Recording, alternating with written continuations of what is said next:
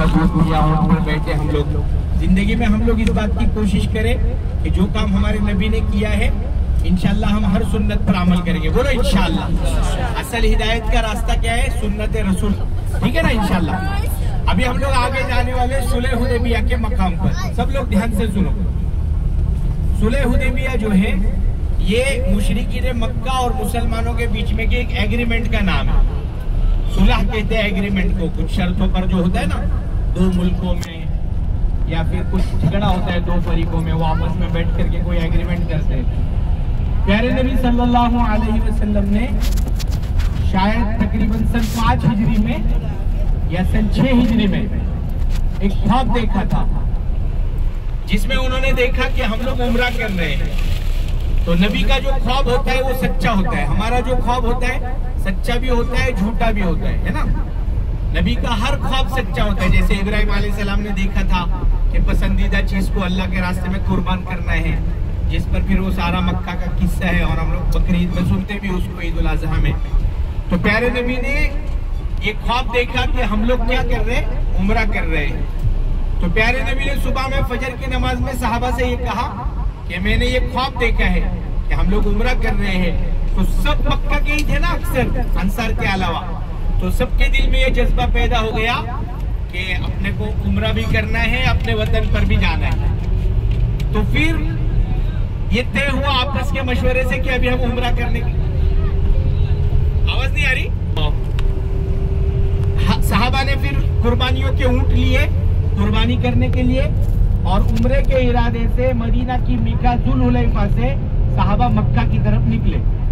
लेकिन उस वक्त तक मुशरिकीन मक्का में जंगे बदर, जंगे ओहद और खंदक की लड़ाई हो चुकी थी और तकरीबन लड़ाइयों में मुशरिकीन को हार मिली थी।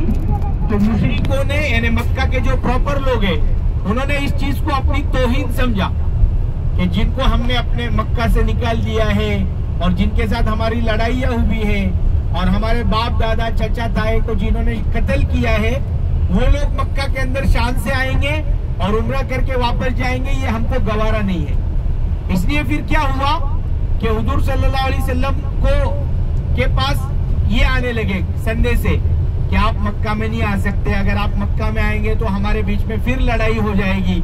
ऐसे आपस में लोग आने जाने लगे आपस में। असल में हुदैबिया एक कुएं का नाम है जहां पर हुजूर सल्लल्लाहु अलैहि वसल्लम ने पड़ाव डाला मदीना से आने के बाद में, और वहां पर हुजूर ठहरे। और मुशरिकीन मक्का ने अपने जो रहते ना, वो बीच में एम्बेसडर बोलते हैं हम लोग जिनको, बात करने वाले लोग, वो एक दूसरे के पास भेजना शुरू किए कि भाई आप लोग मक्का में नहीं आ सकते, आप लोग उम्रा नहीं कर सकते, अगर उम्रा करोगे तो लड़ाई करना पड़ेगी। तो हुजूर सल्लल्लाहु अलैहि वसल्लम ने उनसे फरमाया, इसका खुलासा है हम लोग लड़ाई के इरादे से नहीं आए हैं, बल्कि हमारा इरादा इस वक्त सिर्फ उम्रा करने का है। अल्लाह के मोहतरम घर का उम्रा करेंगे हम और फिर चले जाएंगे। हम लोग लड़ाई की नीयत से नहीं आए हैं। और कुरैश को हर मर्तबा की लड़ाई ने नुकसान भी बहुत पहुंचाए हैं। तो मुशरिकीन मक्का ने हुजूर सल्लल्लाहु अलैहि वसल्लम से कहा कि फिर आप हमारे साथ में एक एग्रीमेंट कर लो, सुलह करो। क्या सुलह करो? तो सुलह की शर्त ये थी कि जो काफिर मुसलमान हो जाएगा, हुजूर सल्लल्लाहु अलैहि वसल्लम उस काफिर को वापस लौटा देंगे। और जो मुसलमान खुदा न खास्ता काफिर होगा, यानी मुसलमानों का कोई काफिर बन गया, तो काफिर लोग उसको वापस नहीं करेंगे। दूसरी शर्त ये तय हो गई कि आपके दोस्त, मतलब मदीना वालों के दोस्त और मक्का वालों के दोस्त, ये आपस में 10 साल तक जंग नहीं करेंगे। आप आपके हिसाब से रहो, हम हमारे हिसाब से रहेंगे। और तीसरी शर्त उसमें ये तय हो गई कि आप इस साल उम्रा नहीं करोगे, बल्कि अगले साल आके उम्रा करोगे। तो हुजूर सल्लल्लाहु अलैहि वसल्लम ने उनकी सारी शर्तों को मान लिया। और सहाबा की ये समझ में नहीं आ रही थी बात कि हम लोग क्यों आपके शर्तों को माने और हम क्यों आपसे दब करके सुलह करें। लेकिन हुजूर सल्लल्लाहु अलैहि वसल्लम ने जो उनके साथ में सुलह की, वो बोलते ना, एक होती है हमारी अक्ल, अक्ल के मुताबिक आदमी सोचता है। एक जान की कुर्बानी होती है कि जान दे दे, माल की कुर्बानी होती है कि माल अल्लाह के रास्ते में लगा दे। तीसरी कुर्बानी होती है जज्बात की, कि आदमी कुछ काम करना चाहता है बहुत जोक शौक से और उसको उस काम से रोक दिया। तो सहाबा रजी अल्लाह ने बहुत कश्मकश में पड़ गए और बहुत इसमें पड़ गए। लेकिन हुजूर सल्लल्लाहु अलैहि वसल्लम ने उनके साथ में रह करके सुलह की और फिर सुलह होने के बाद में सहाबा से फरमाया कि तुम अभी अपने बाल उतारो, हलक करो, एहराम उतार दो कि अभी हम मक्का मुकर्रमा नहीं जाएंगे। तो सहाबा इतने गमगीन थे कि किसी ने अल्लाह के नबी की बात को सुना ही नहीं, समझ में नहीं आया किसी को। और हुजूर भी बहुत ज्यादा ताज्जुब में पड़ गए कि पहली मर्तबा ऐसा हुआ है कि मैंने कोई बात कही है और सहाबा ने उस पर अमल नहीं किया। तो हुजूर सल्लल्लाहु अलैहि वसल्लम की अहलिया मोहतरमा हजरत उम्मे सलमा रजी अल्लाह अन्हा आपके साथ थी। तो हुजूर सल्लल्लाहु अलैहि वसल्लम खेमे में गए और अपनी बीवी से कहा कि पहली मर्तबा ऐसा हुआ है कि मैंने कुछ सहाबा से इरशाद फरमाया और उन्होंने उस पर अमल नहीं किया। तो होते ना मशवरा देने वाले दो टाइप के लोग होते, एक निगेटिव कि फिर वो निगेटिव ही पहलू को बढ़ाते, हाँ वो तो है ही ऐसे, जैसे घरों में भी आमतौर से होता है, घरों में खानदानों में। और एक होता है कि उसका सही मतलब निकाले। तो उम्मे सलमा रजी अल्लाह को अल्लाह पाक जज़ाए खैर दे, उन्होंने अल्लाह के नबी से कहा कि या रसूल अल्लाह, आपके सहाबा आपके बड़े फरमाबरदार हैं, आपकी हर बात मानने वाले हैं, इस वक्त गम में है, इसलिए हो सकता है गम की वजह से उन्होंने आपकी बात को ना सुना हो कि आप क्या इरशाद फरमा रहे। कोई मसला नहीं है, आप इनके दरमियान में जाकर के बैठे और किसी को हुक्म दे कि वो आपका हलक करे, यानी आपका सर गंजा कर दे, आपके बाल निकाल दे सर के, तो आपको देख करके ये भी ऐसा करने लग जाएंगे। चुनांचे हुजूर सल्लल्लाहु अलैहि वसल्लम ने ऐसा ही किया। तमाम सहाबा के बीच में जाकर के हुजूर बैठे और आपने जो है अपना हलक करवाया। तो सहाबा इतने गम में थे कि फिर उन्होंने भी हलक कर लिया। इसके पहले हजरत उस्मान रजी अल्लाह अन्हु को हुजूर ने भेजा था बात करने के लिए। हजरत उस्मान रजी अल्लाह अन्हु मक्का में आए सुलह के दौरान, ये सुलह होने से पहले।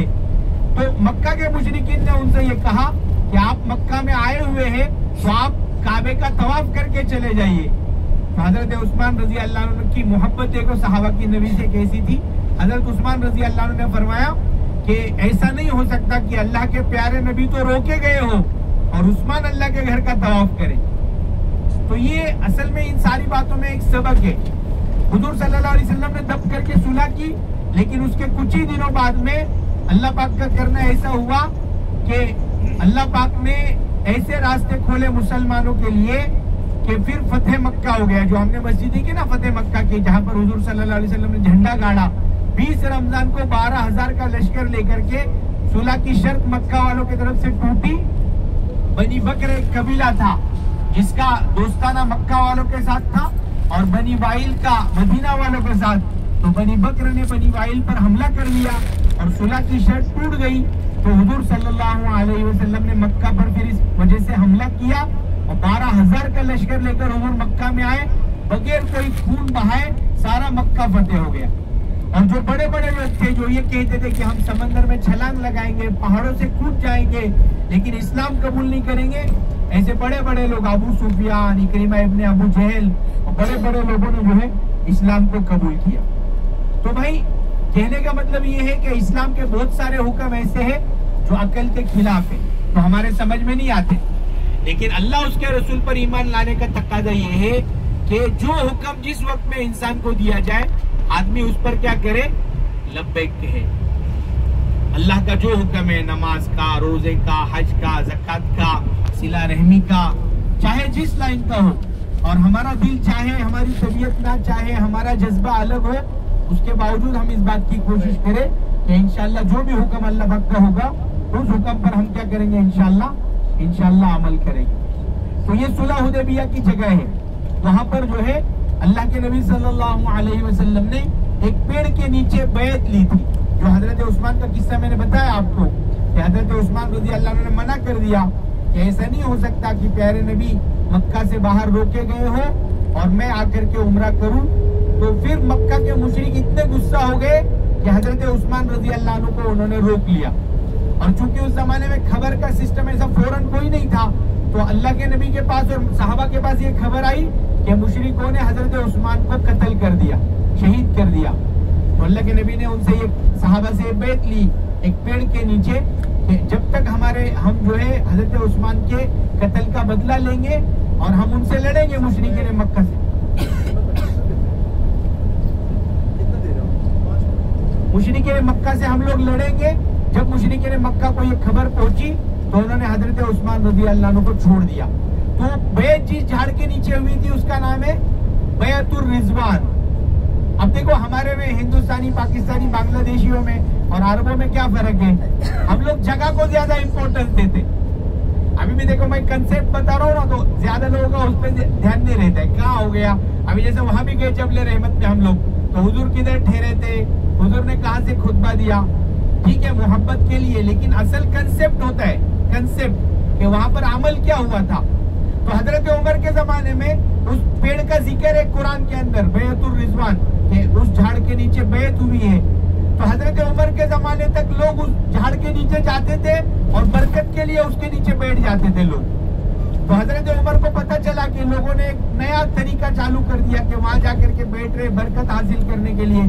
तो हजरत उमर ने उस झाड़ को कटवा दिया, उस झाड़ को कटवा दिया और लोगों को ये समझाया कि वो झाड़ असल नहीं है, उस झाड़ के नीचे, उस दरख्त के नीचे जो अमल हुआ है, ये सहाबा ने बैत की, हुजूर से बैत असल है।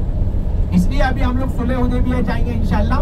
बहुत सारे लोग वहां से भी उम्रा करते हैं एहराम पहन के, क्योंकि ये भी मक्का के हुदूद के बाहर है। इसलिए जो लोग एहराम लेकर के आए हैं माशाल्लाह साथ में, या एहराम नहीं लेके आए तो वहाँ दुकानें भी है, वहां से भी आपको एहराम मिल सकता है। कल उम्रा करना है हमको, वो एकदम जरूरी है, क्योंकि वो मीकात के पीछे का उम्रा है, वहां से ऑप्शन ही नहीं है उम्रा नहीं करने का। यहाँ से भी उम्रा करना बहुत सवाब की चीज है। जिसका इरादा हो 15-20 मिनट के अंदर जल्दी से वुजू इस्तिंजा से फारिग हो जाए और फिर एहराम पहने, एहराम पहन के फिर नियत करके